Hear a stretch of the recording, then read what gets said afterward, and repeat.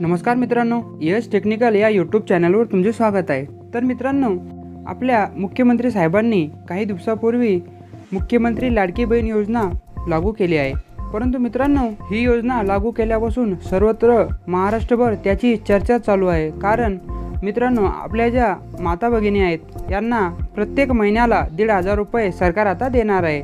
तर मित्रांनो, त्या संदर्भातील संपूर्ण डिटेल व्हिडिओ आपल्या या यूट्यूब चॅनलवर आहे। तिथे जाऊन तुम्ही पाहू शकता किंवा वरती एक लिंक येईल, त्या लिंकवर क्लिक करून सुद्धा तुम्ही पाहू शकता।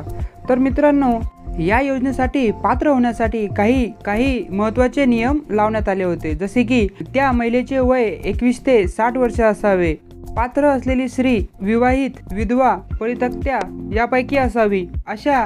तसेच यामध्ये तुम्हाला आधार कार्ड, पॅन कार्ड, 1 वर्षाचे उत्पन्न, तसेच डोमिसाईल प्रमाणपत्र, तसेच राशन कार्ड अशा या सर्व गोष्टी ह्या कंपल्सरी केल्या होत्या। परंतु मित्रांनो, यामध्ये खूप बदल करण्यात आले आहेत। काल मुख्यमंत्री साहेबांनी घेतलेल्या सभेमध्ये परत सांगितले, यापैकी भरपूर अशा अट आहे त्यांनी या रद्द केल्या आहेत। त्यामुळे आता या आपल्या माता भगिनींना याचा चांगलाच फायदा होणार आहे। म्हणजेच मित्रांनो, आता जवळपास सर्वच महिलांना या योजनेचा लाभ मिळणार आहे। तर मित्रांनो, काल बदल झालेले ते नियम कोणते आहेत, चला तर पाहून घेऊया। त्यापूर्वी मित्रांनो, तुम्ही जर चॅनलवर नवीन असाल तर चॅनलला सबस्क्राईब करून ठेवा, बेल आयकॉनवर क्लिक करून ठेवा, म्हणजे असेच व्हिडिओ तुम्हाला मिळत राहतील। सर्वात महत्त्वाचा बदल म्हणजे ह्या योजनेचा लाभ घेण्यासाठी तुम्हाला अर्ज प्रक्रिया ही 15 जुलैपूर्वी करायची होती, परंतु आता त्यासाठी अजून 2 महिने वाढवण्यात आले आहे। म्हणजेच मित्रांनो, आता आपल्या माता आणि भगिनींना अर्ज भरण्यासाठी 31 ऑगस्ट 2024 पर्यंत मुदत मिळाली आहे। यामुळे नक्कीच सर्व महिलांना कागदपत्राची पूर्तता करायला चांगलाच वेळ मिळाला आहे। तसेच तुम्ही 30 ऑगस्ट पूर्वी केव्हाही अर्ज करा, तुम्हाला जुलैपासून पैसे मिळणार आहे। म्हणजेच मित्रांनो, तुम्ही जर ऑगस्टमध्ये अर्ज केला तर जुलै, ऑगस्ट असे 2 महिन्याचे पैसे तुम्हाला मिळणार आहे।